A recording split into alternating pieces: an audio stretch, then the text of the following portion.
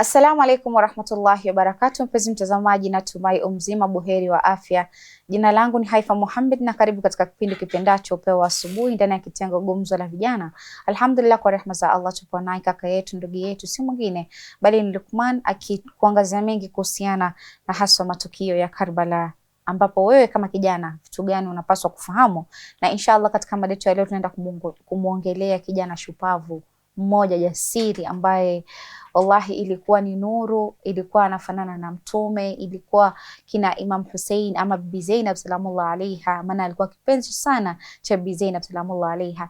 Ilikuwa wakimwangalia katika uso wake wanamuona mtume, wakitaka basi wakiwa wanamtamani babu yao basi wanamwangalia nani? Mtume Muhammad, wanamwangalia Ali Akbar uso wake ili kufurahika, kupata faraja kama wanamuona Mtume Muhammad sallallahu alaihi wasallam. Lakini sasa katika kadhia hii tunataka kufahamu ushujaa wake, yeye alikuwa hasa nani? Tukumbuke ya kwamba alikuwa mtoto wa Imam Hussein alayhi salam, shupavu mmoja, kijana jasiri ambaye umri wake mdogo, lakini alipambana kivita na madhalimu kina Yazid bin Muawiya la'natullah. Inshallah tukirudi kwake Luqman tutafahamu mengi na mengi zaidi. Assalamu alaykum warahmatullahi wabarakatuh. Wa alaikum salam wa rahmatullahi wa barakatuh. Naam, karibu sana Luqman. Alhamdulillah, nashukuru. Naam. Leo mada ni kumzungumza Aliyul Akbar. Naam. Ambaye ni mwamba katika imani. Naam. Alikuwa yeye ni role model kwa mujtama wa vijana wa Kiislamu. Naam. Na mimi naweza kushauri vijana, kwa sababu leo sisi tunatoa fursa hii kidogo tu tumsome tu. Lakini mimi nasema hivi, natoa changamoto kwa vijana. Instead of wewe unaenda kuchukua watu ambao kwamba ni vibaraka wa Wayahudi kina Lionel Messi, ama sijui ukaenda kumtafuta sijui mtu ambaye kwamba alitafutwa huko akaandikwa kwa vikosi vya kidhalimu kwa ajili ya sinema zao za kuwapumbaza watu kwamba na kuondoa watu fikra. Ukaenda kumsoma Van Damme. Leo kijana wa Kiislamu maskini anaweza kujua Van Damme pale ananunua mpaka suruali ya ndani kwa sababu amemfanyia research sana, amempenda Van Damme. Kijana wa Kiislamu leo, yani Ahlul Bait, yeye na Ahlul Bait ni kama magharibi na mashariki. Ukimwambia leo tu swali, nitajie mmoja miongoni mwa Ahlul Bait wa bwana mtume baada ya mtume kuondoka, yani atarudi kwa zile fikra za wale wanafiki wa zama ya mtume. Atakuambia mimi namjua fulani fulani fulani fulani. Akifika kwa mtume na Ali, bas hata Hassan na Hussein ni juujuu. Na ndio maana ukapata fikra zikakuja kwenye mitaa mpaka Waislamu wakaingia katika mitego. Hata akitajwa Hussein unapata Muislamu anasema wewe mbona unataja Hussein? Unaona, kwa sababu ya kutojua Ahlul Bait. Na nasema ni masikitiko makubwa sana. Leo unaweza kuingia msikitini ukamuuliza mtu kuhusiana na mtu fulani alikuwa ni mtu muovu sana, na akakupatia historia kina Karun, akakwambia Karun kadhaa kadhaa kadhaa. Wakamtajia mtu mwingine akaruka hata hii zama, akaruka mpaka kwa Hajjaj bin Yusuf. Wanamtambua Hajjaj bin Yusuf sana. Yote 9-10. Hata Hajjaj akitajwa kwa ubaya manini wanahuisha kule kumtaja sana Hajjaj bin Yusuf. Mpaka ikafika mahali kuna wale wanaanza kufikiria kiambo Hajjaj bin Yusuf pamoja na uovu wote alifanya, sasa alikuwa Amir al-Mu'minin. Naona bila kupima machafu yale alikuwa ameyafanya, atakuwaje Amir al-Mu'minin tena? So kule kuhuisha utaji wa Ahlul Bait ndio kumefanya Waislamu wameghafilika katika hilo, wakafikia mahala ukimuuliza mtu Aliyul Akbar ni nani, hawezi kumjua. Ndio. Aliyul Asghar ni nani, hawezi kujua. Ukimuuliza habari za kina Aba Fadl al-Abbas, hawezi kujua. Yani anashangaa ni majina gani hao. Yale amezoea ni sahaba. Twende turudi sahaba. Lakini Ahlul Bait wa bwana mtume, watu wa nyumba ya mtume, hawana habari nayo. Cha kunishangaza ni kusema kwamba sisi wa Shia tunamtukuza Imam Ali kushinda mtume. Sisi wa Shia Maana sasa imeshabadilika. Ilikuwa ni Imam Ali zaidi ya Mtume, sasa ni Imam Hussein zaidi ya Mtume. Sasa unaona kadhia yote hii ya haja inayokuja ni kwamba bila kuelewa falsafa au familia ya Mtume Muhammad hakuna mahaba ambayo utakuwa nayo. Naam. Hauwezi. Hakuna mahaba utakuwa nayo. Hauwezi kukipenda usichokijua. Hauwezi kabisa. Unajua, nikiona mtu ama shekhe upande mwingine anaongea anavyotaka yeye kuhusiana na Mashia, mtu mwingine atakuja akwambie haja ya kwamba Mashia kupiga vifua vyao na kuchana nguo, wakati hiyo ya kuchana nguo tuitoe. Kuna sisi tunapiga vifua, hatuendi extreme. Kuna wale ambao wanaenda extreme, which ukiangalia ni kitu ambacho hakifai. Ufai kujidhuru wewe mwenyewe binafsi. Ndio mhuzunikie imam na mhuzunikia nyumba ya Mtume kiujumla, lakini usiende to the extreme mpaka ikafikia ni kama utakuwa unamkosea Mwenyezi Mungu Subhanahu wa Ta'ala. Lakini sana mambo hayo huwa yanatokea, ukipima vipimo utapata ni maadui za Uislamu wa asli, maadui za Mashia. Wakijua ni muharam, wakajua watu wataomboleza, ndio wanachukua, kwa sababu they own the media, but I am very sorry you now not on the media. Ukiangalia tukio kidogo, tukitoka kwa mada, ukiangalia Amerika walikuwa independence zamani, ilikuwa ina all over, kila televisheni inaonyesha, kila nchi ukitembea Amerika leo ni independence, mitandao ilikuwa inajaa. Lakini tukio la makaribuni majuzi hapa tumeona nani, Imam Al-Khamenei ndio ilikuwa TV kila mahali.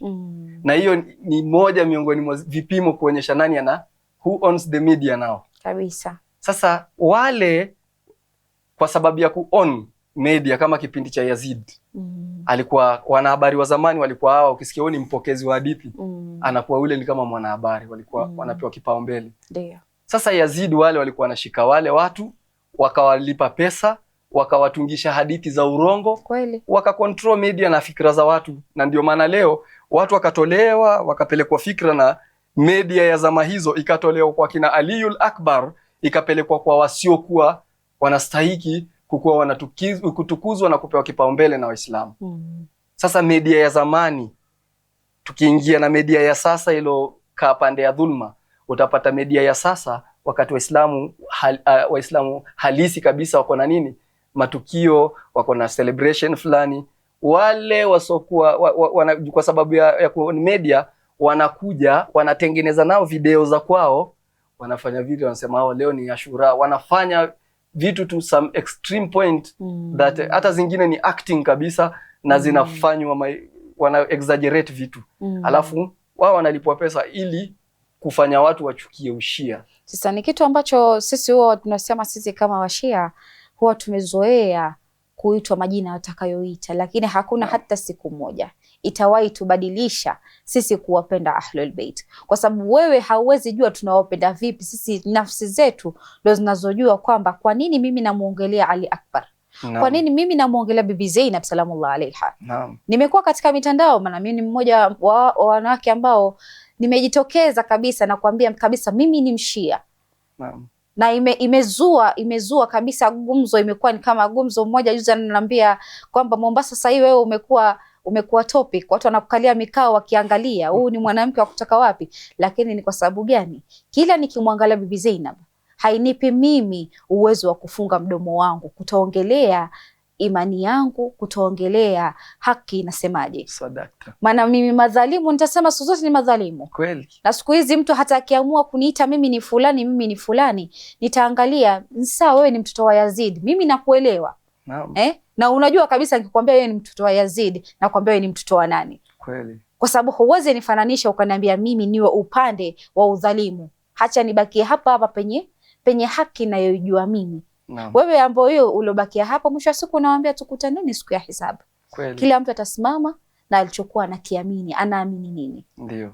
Na utapata pale uliposema kukijua kitu ndio kunajenga mapenzi kwa kitu hicho. Kabisa. Ni kwamba wewe angalia, ukiwa na uzalendo wako kitoka nchi hii uingie nchi nyingine, mtu akakuuliza akakuja akakuuliza mfano tutatumia mfano wa nani, pengine mtoto wa rais, akakuuliza mtoto wa rais anaitwa nani, ukakuwa haumjui, hujui mtoto wa rais wako, hujui mjukuu wa rais wako na uko nchi ya watu, watakuona kama wewe, watakuona kabisa wewe hujui kwenu.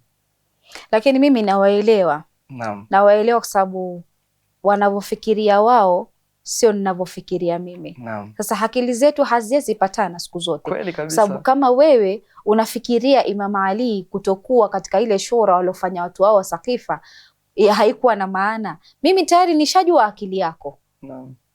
Nishajua akili yako, wewe utamtetea mtu fulani 1 2 3. Naam. Hata mimi nikakwambia upande wangu, wewe utaona uzito kuupokea. Ndio. Ya nini basi niendelee kukuelezea? Yaani msemo wa hapo ni kwamba sukari hawezi kumlazimisha chumvi wakakaa sehemu moja wakaishi kwa chai. Ndio. Haiwezekani. Ndio. Lazima itakuwa iko na tashwishi ndani yake. Chumvi atazidi kupambania maboga. Ndio hivyo. Na sukari naye atatulia pale pale. Kabisa. Tukiangalia kadhia ya Karbala, ukiangalia miongoni wa vijana, mimi wanasema vijana wakitaka kuemule hasa wanaume, wamwangalie Ali Akbar alikuwa vipi. Naam. Kijana mdogo lakini shupavu. Sasa ukiangalia shakhsia yake alivyo, mfano tukiangalia wazazi wake. Sasa sijui kama kuna mtu atataka kuangalia, naangalia Mtume katika mambo manne ambayo anasema mwanamke au mwanamume anakubali anapewa ruksa ya kuoa au kuolewa. Ni katika mambo manne, moja wanasabuha au nasaba yake. Sasa kama nasaba yake, angalia nasaba katika yake. Ndoa inaangaliwa. Sasa hebu angalia nasaba ya Aliul Akbar. Ni nasaba ya namna gani? Upande wa baba hatuwezi kusema chochote kabisa. Maana angalia babake Hussein, swibti Nabii sallallahu alayhi wasallam, kiongozi wa vijana peponi.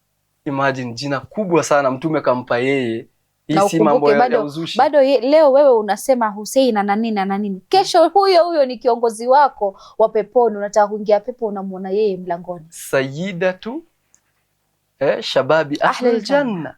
Alafu uje uniambie kwamba Sayyidatu shababi ahlul janna na mtoto wake walipigwa mishale na mwingine na radhiallahu anhu wakapatane peponi. Wataambiana nini kule pepo? Ndugu yangu, subhanallah, wataambiana nini peponi? Karibu. Unatarajia kijana yeye pamoja na babake ambaye ni nani? Sayyidatu shababi ahlil janna, wakukaribisha ati karibu, keti hapa kunywa chai peponi, wakati wewe ndio sababu yao kuondoka dunia. Yani ni mtihani. Sasa tukiangalia kadhia ya Ali Akbar ni kadhia nzuri sana. Huwa nikimwangalia nasema vijana wawe na mwongozo kama wa Ali Akbar. Ambaye chochote kile lakini kusalimu amri upande wa haki, ni kama vijana wa Gen Z ambao wameamua bwana, sisi hii government ilipofikia inatupeleka pahali pabaya, acha tuende, hata kama mimi nitakufa pale, lakini najua nilipigania kitu ambacho nilikuwa nataka nchi iwe sawia. Lakini pia hapa utapata ile kadhia kwamba wewe unapopanda tunda usiangalie wewe utaondoka kabla kulila. Ndio. Angalia umeliacha tunda kina nani watalila. Ndio. Kuna mtu mmoja aliwahi kuulizwa, mbona unapanda tunda fulani alitakaa kipindi zaidi ya miaka 30 utakula? Yeye akajibu akasema, na ili tunda ambalo sisi tunakula sasa hivi hilo lenye nimetia mbegu, si wewe umelila? Ndio. Wewe ndio ulipanda? Mwambia la, wale ndio walipanda. Sasa akamwambia na mimi napanda ili wale wakija na wale. Ndio. Sasa na Aliul Akbar ni muumini, alikuwa anapanda dunia tuishi milele. Ndio. Kuna kauli ya Imam Ali karamallahu wajhahu, anasema nafsul mar'u khatwa'u ila ajalihi. Yani unavopumua, yani unavozidi kupumua ndio hatua zako za kuelekea wapi? Kukufa. Ukipumua 1, 2 ndio hatua zako zinakaribia kifo chako. Kinyume na wanafiki na madhalimu na watu wasokuwa na fikra na shauku na matarajio ya kuiona pepo, huwa wanafikiria nini? Unavozidi kupumua ndivyo unazidi kupata umri mrefu na maisha marefu na ndio utakaa. Kumbe ndo unavozidi kupumua nao unakaribia nini? Zile hatua zinapunguka, unazidi kwa kaburini. Na haya maneno Aliul Akbar aliyafanyia kazi fi'lan, yani kaulan wa fi'lan. Na pale pakubwa zaidi aliyafanyia kazi fi'lan, yani kivitendo haswa. Akajua mimi nikisimama dhidi ya hawa ambao kwamba ni madhalimu, nikifa ilikuwa ni lazima tu nitakufa, kwa sababu ninapozidi kupumua ndo nakaribia kaburi. Kuna mtu amekufa tu kitandani, ana afya yake, si mgonjwa wala si mzee, mdogo tu anakufa, anaondoka duniani hivyo, amelala tu, alafu watasema inna lillahi, alikuwa mtu mzuri, hata hajagonjeka hata lakini amekufa. Kumbe zile pumzi ni hatua zako za kuelekea kaburini, zimekatika pumzi zako. Sasa na yule Aliul Akbar, maneno haya ya hikma sana ya Imam Ali aliyafanyia kazi fi'lan, kivitendo, kwa kutoangalia umri wake, akatamani kuishi mpaka uzeeni bila chochote cha kumkabili nacho Mwenyezi Mungu siku ya Kiyama. Na akaandaa nyayo ambayo kwamba zitafuatwa na wanyuma waumini ambao kwamba watakuja kuitetea dini ya Allah. Akakuwa amesimama na akakuwa ni mfano mzuri wa kuigwa. Tusizoe kudanganywa na masinema kwamba Van Damme kaua nchi mzima akatoka peke. La, hayo ni mambo ya sinema ya urongo ya kuosha mtu fikra. Lakini ukichukua visa vya hakika ni kwamba utapata balaa wakati unaenda kutetea haki. Na lazima upate ushujaa. Ushujaa tunajua ni nini. Hakuna haja ya kufasiri zaidi tena neno ushujaa linatuhusu kivipi. Kwa hiyo Aliul Akbar, kwanza kabisa nasaba yake. Nasaba yake, ile nasaba yake inatuonyesha kwamba na wewe unapokwenda kuoa ama unapokwenda kuolewa, jaribu sana ile nasaba ya ule ambayo kwamba unaoa ukuona mtengezea mwanao. Umeona? Awe kama Aliul Akbar.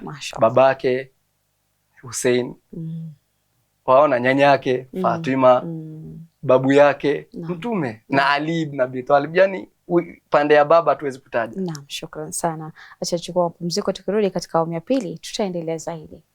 Kurudi kwako mpenzi mtazamaji, natumai katika awamu ya kwanza tukiwa naye Luqman tunazidi kuongelea kuhusiana na kijana shupavu, shujaa mwenye imani zaidi. Alikuwa si mwingine bali ni Ali Akbar, ambaye alipigana katika umri wake mdogo huo, lakini alipigana kishujaa ndani ya ardhi ya Karbala ili kutetea Uislamu.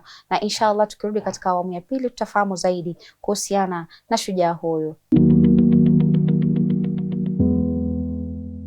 Assalamu alaikum warahmatullahi wabarakatuh. Mpenzi mtazamaji, karibu tena katika awamu ya pili ya kipindi kipendacho Pewa Asubuhi, ndani ya kitengo Gumzo la Vijana. Tunapozidi kuwa na Luqman ndani ya studio zetu, anakujuza mengi kuhusiana na kijana jasiri, shupavu, na si mwingine bali ni mtoto wa Imam Hussein ambaye alikuwa kwa jina Ali al-Akbar, ambaye tunafahamu alikuwa shujaa mkubwa aliyopigana ndani ya ardhi ya Karbala kutetea umma wa Mtume na kuhakikisha kwamba dini ambayo Mwenyezi Mungu aliileta inasimama. Na ndio maana tunapoangalia pia upande wa bendera, ambaye mbeba bendera alikuwa si mwingine bali ni Abbas, Abul Fadhl Abbas. Na kama Abul Fadhl Abbas alibeba bendera, hata wakati amekatwa mkono bendera hile haikuanguka, kuonyesha nini? Uislamu ulisimama zaidi. Kama Mtume mwenyewe alimlilia mjukuu wake, wewe ni nani siku ya leo unasema kwamba inapofikia huzuni ya nyumba ya Mtume hauwezi huzunika. Tunahuzunika wanapohuzunika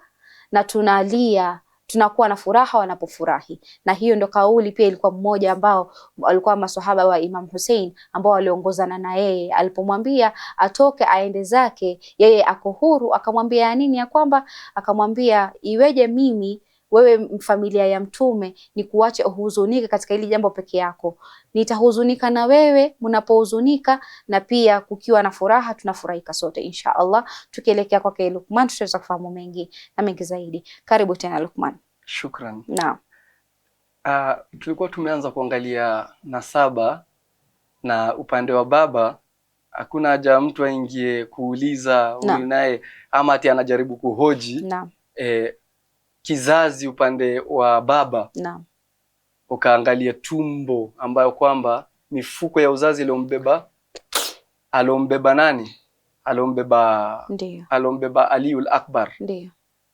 Kuna wengine pengine hawamjui hata mamake, kwa sababu nimesema ni masikitiko makubwa. No. Aliul Akbar mwenyewe hawamjui. Ndio. Na wanaitakidi kwamba ni Waislamu. Ndio. Sasa Aliul Akbar ni mtoto, riwaya zinaegemea kwamba ni mtoto mkubwa wa Imam al-Hussein. Ndio. Mtoto wa Fatima na Ali ibn Ali mwenyewe. Naam. Kwa hiyo utapata nasaba yake upande wa baba ni safi kabisa na upande wa mama ni safi kabisa. Naam. Na ukiangalia nasaba yake upande wa baba na mama baba na mama wa nani? Wa baba yake ndio wote ni mtume, ndio siku yeye ndio Shafi siku ya Kiyama. Naam. Alafu upande wa nanio wa baba yake tena babake Hussein, yani babu yake ndio Shafi siku ya Kiyama mbele ya manabii wote. Alafu ukija kwa baba yake ambaye ni mtoto wa Fatima, unapata nyanyake upande wa baba ni Fatima ambaye ni nani? Sayyidatin Nisa'il Alamin. Imagine babu yake upande wa baba anakuwa ni Mtume Muhammad, yeye ndio Shafi, anatetea watu siku ya Kiyama. Alafu ukikuja kwa mama ya baba yake anakuwa yeye ndio kiongozi, ndio sayyid wa nani? Sayyidatu wanawake wote wa nani? Wa kule peponi. Ndiyo. Na pia hapa duniani. Naam. Alafu ukikuja sasa kwa baba yake, imagine sasa nasaba venye naenda, anakuwa baba yake ndio nani? Sayyidatu shababi ahlul janna. Vijana wote wa peponi. Hakuna ticket kuingia huko ati mimi ni Gen Z. Hiyo ni yako, mpaka utapita pale umuone Hussein umpigie saluti kwa sababu yeye ndio Sayyidatu shababi ahlul janna. Ndiyo. Kwa hiyo unapata nasaba yake upande wa baba hatari kubwa kumchezea kijana huyu. Ndiyo. Ni hatari kubwa sana kumchezea ama kutoa lafdhi ya kejeli kumwelekeza Aliul Akbar. Kuna wengine wakisikia sisi tunataja kina Aliul Akbar watasema kina nani hao sasa? Ndio. Tafadhali keti chini kijana usome, maana utapata mafunzo mengi sana, au ukipuuza utapata laana nyingi sana kwa mazungumzo yako. Angalia upande wa mamake. Naam. Wengi mara mingi tunawasikia kwenye mimbar wanamtaja Ibn Mas'ud radhiyallahu anhu, wanasema huyu jamani thika, mwaminifu. Alikuwa anatambulika sana, alikuwa ni mtu mkubwa sana katika Jaziratul Arabia. Zama za Bwana Mtume akiwa hai, alikuwa ni sahaba mzito wa Bwana Mtume. Sasa sikiliza Aliul Akbar, upande wa baba tumeangalia, upande wa mama mama yake ni Leila bint Abi Mura. Ndio. Bint Abi Mura ibn Urwa ibn Mas'ud. Ndio. Yeye ni mtoto wa Leila binti ya Abu Mura, ambaye yeye ni mtoto wa Urwa, ambaye Urwa ni mtoto wa Ibn Mas'ud, ambaye kwamba ni sahaba mtukufu sana. Ahlus Sunna wanapenda riwaya zake, wala riwaya zake nyingi zote ni mara mingi ukisikia Ibn Mas'ud anatajwa, ile riwaya ni ngumu kuitilia shaka. Na sasa angalia kama mama yake ameenda kwa nasaba ya namna hiyo, alafu babake amekuja kwa nasaba sharif sana. Ndiyo. Ni nasaba inaenda mpaka kwa nani? Kwa Ibrahimu. Ndiyo. Na hiki kama Aliul Akbar, hiki ndo kizazi ambacho kwamba tuliambiwa huko kwa Ibrahimu kwamba Mwenyezi Mungu atawapatia mulk hawa akina Aliul Akbar. Ni kizazi cha Ibrahimu, ni kizazi cha Mtume Muhammad, ni kizazi cha Ali ibn Abi Talib, ni kizazi cha Fatima, na sasa yeye ni kizazi cha Hussein. Sayyidati shababi ahlul janna. Kwa hiyo huyo kwa hiyo kwa maamkizi kidogo tu hayo ya kumtambulisha, hii ni ishara. Wewe kwanza kama Muislamu, kijana wa Kiislamu, lazima uko unamjua Aliul Akbar. Ndiyo. Usiwe tu unajua watu wa mafilamu tu. Aliul Akbar, nasaba ya mamake Ibn Mas'ud alikuwa ni anaitwa At-Taqafi kwa sababu alikuwa ni kabila la Thaqif.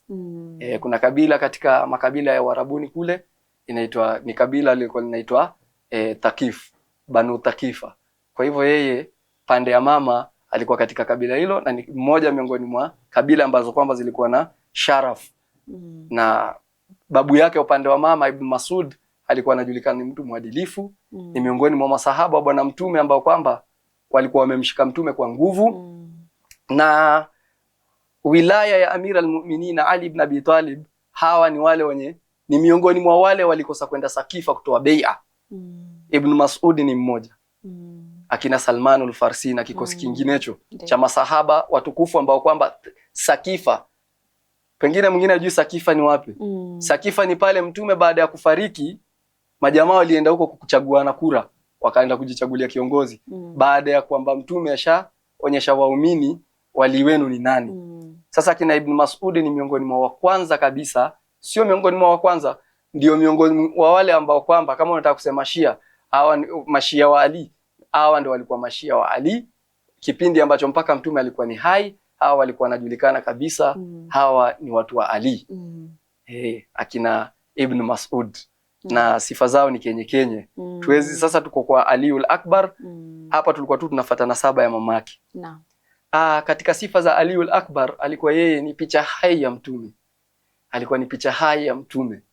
Resemblance yake wazungu wanasema alikuwa ni kama mtume, na yeye kufanana na mtume akaamua na tabia zake kabisa ziwe kama za mtume. Hapa pia tunapata funzo. Wewe kuna mtu unataka kujifananisha na Waislamu, unapambana sana, unafujo na watu, kila mtu ukipatana na mtu bida sunna ni hii. Yani kama unataka kuonyesha mapenzi yako kwa mtume, hiyo ni kutaka kujifananisha na mtume. Sunna wanasema ni kujifananisha na vitendo na mavazi na kulala, ndio tafsiri ya neno sunna kwa madhehebu yote, sio? Sasa hawa wanaojifanya sana, kuna kikundi fulani kinajifanya kila kitu, wanakuambia hapana, fuata ya mtume, fuata ya mtume, kwa sababu wanataka kujifananisha na mtume. Sasa inakuja hapa, wewe kama unataka kujifananisha na mtume na mavilemba, unataka kujifananisha mtume na makanzu, unataka kujifananisha na mtume, ufanane na mtume kutembea, isiwe tu ni hiyo sunna, kutembea, kulala, kukula, lakini tabia zako ziko kinyume na mtume. Aliul Akbar kumsoma inatufunza yeye alivyokuwa kitabia. Watu walikuwa wakiona kitu fulani, tabia fulani anataka inataka kumtenza nguvu, anataka kustadi. Wakati mtume alikuwa ameondoka, kipindi kimesonga, sasa ni Aliul Akbar alikuwa amezaliwa. Pamoja na umri wake walikuwa wanakuja watu, wanakuja wanaangalia Aliul Akbar, wakimwangalia sura, ule amemisi mtume anamwangalia sura. Tabia sasa, tabia naye wanasema alikuwa ukitaka kuona mtume unamfuata Aliul Akbar. Sasa wale wanataka kujifananisha na mtume wanalia sunna. Isiyo ni makanzu tu, paka zingine ukalazimisha paka ukapindukishia watu, ikakuwa wengine wanakatisha watu makanzu zinakuwa sio mini sketi, mini kanzu. Yote 9-10 unasema ni kwa mahaba ya mtume. Taban. Lakini je, mienendo yako ni kama ya mtume? Mtume alikuwa yeye, watu wa nyumba yake anasema kama Fatima, anasema Fatima tu bi'datun minni. Fatima ni kipande changu mimi. Qurrata ain. Ndio, ni qurrata aini nabii. Sasa wewe vipi atakuwa anatajwa Fatima anafanyiwa fujo katika, tunasoma tarehe amefanyiwa uovu, wale walikuwa wanamfanyia uovu, wewe uone kama ni kitu. Unaona tu ni sawa. Machafu yaliyofanyiwa watu wa nyumba ya Fatima, kama kweli wanataka kujifanisha na mtume, tabia yako ya mtume kuhuzunika wakati Fatima anahuzunika, wewe uko na hiyo tabia? Wakati nyumba ya Fatima watoto wanapigwa mishale, wanachinjwa, wanauawa, akina Aliul Akbar, je, wewe umefanya nini kujiunga na mtume katika kuomboleza? Kitabia, je, unaomboleza kama mtume anaudhiwa kwa nyumba yake? Kwa hiyo Aliul Akbar anatufunza kwamba ukifanana na mtu mzuri, tabia zako nazo ziwe nini? Nzuri. Usio sura nzuri alafu tabia ni mbovu. Kuna watu wanahadaa wengine. Mtu anavaa vizuri, kilemba, tasbihi, sijui nini, lakini tabia zake tofauti. Inna lillah. Ukasikia ukifika kwa ndoa yake unasikia kuna fujo nyingi. Aliul Akbar hakuwa hivyo, alikuwa anapendeza sura na anapendeza tabia yake. Tabia yake ilikuwa kama ya mtume. So alikuwa yeye, watu wakimisi mtume wanakuja wanamtafuta Aliul Akbar, wanamkumbuka mtume. Kwa hiyo Muislamu wa sasa, wewe enda umsome Aliul Akbar alikuwa anafanya vitu gani mpaka akakuwa yeye anafanana na mtume kitabia.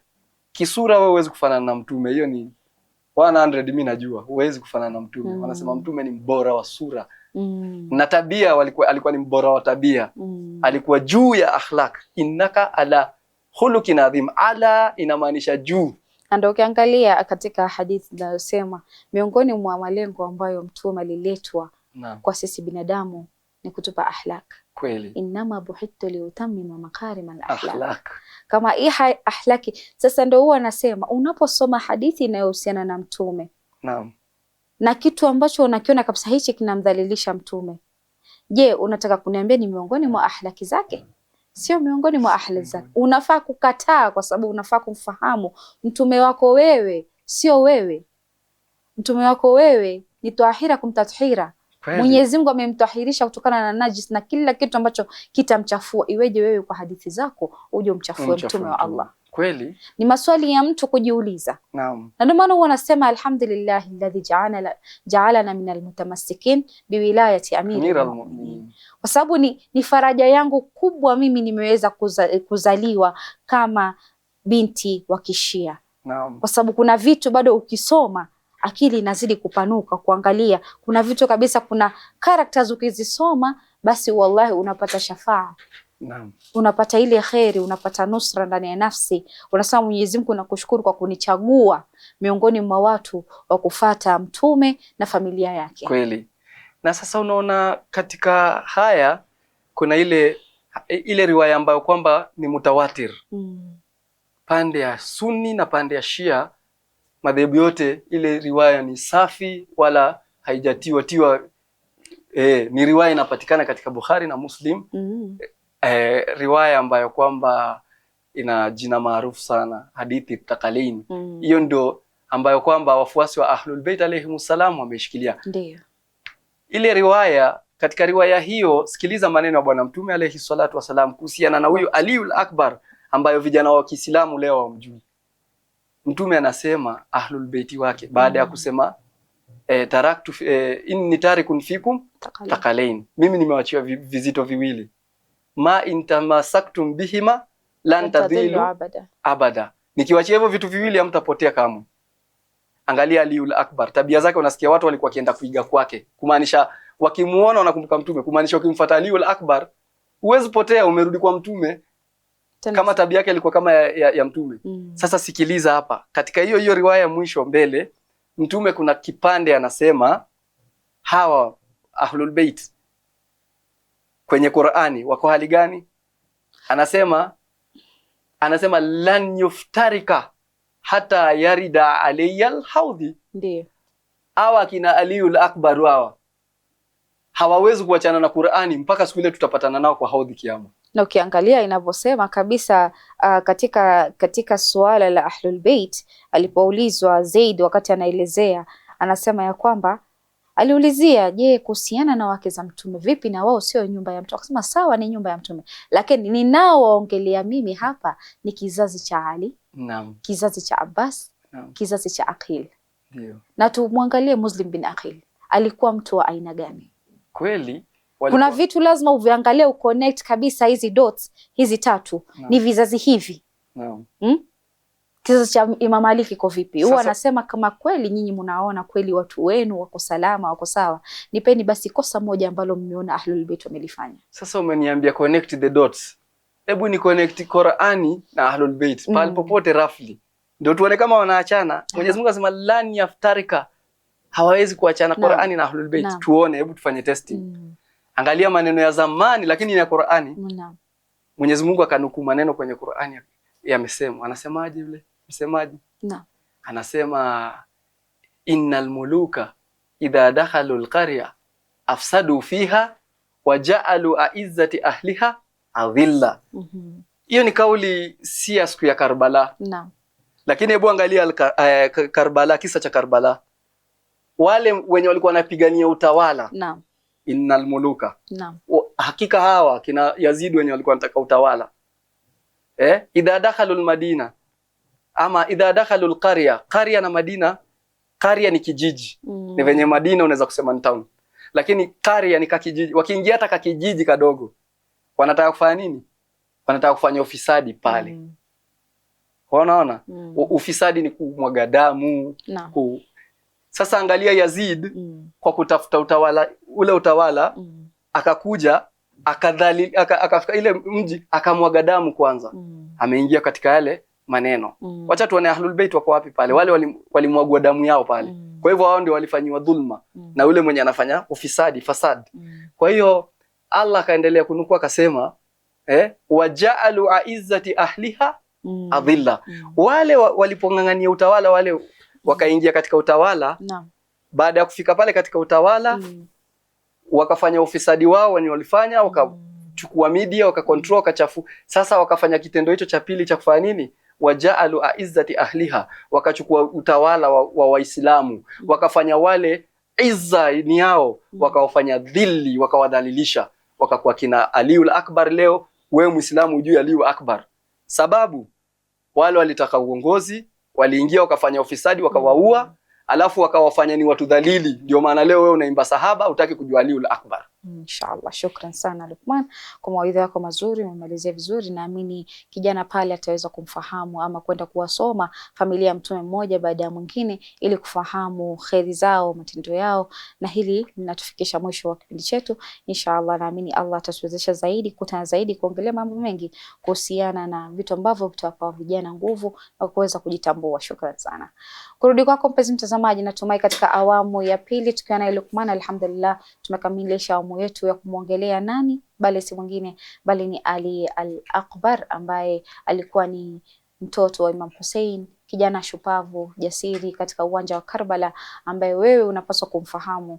Na ndio maana mkiambiwa mnapowapa watoto wenu majina, waelezeeni wale mashujaa ni kina nani. Usimuite mtoto Tabu na hauna reason ya kumuita mtoto Tabu, kwa sababu Tabu wenyewe utamwambia umezaliwa wakati wa shida. Sasa ndio umuite mtoto shida? Hapana, kila kitu ni rehema ya Mwenyezi Mungu. Hakikisha kwamba mtoto unampa jina zuri ambalo wewe mwenyewe pia atafurahikia, maana kuna watoto ukiwapa jina baya tayari anatamani lao lisingeitwa hilo jina.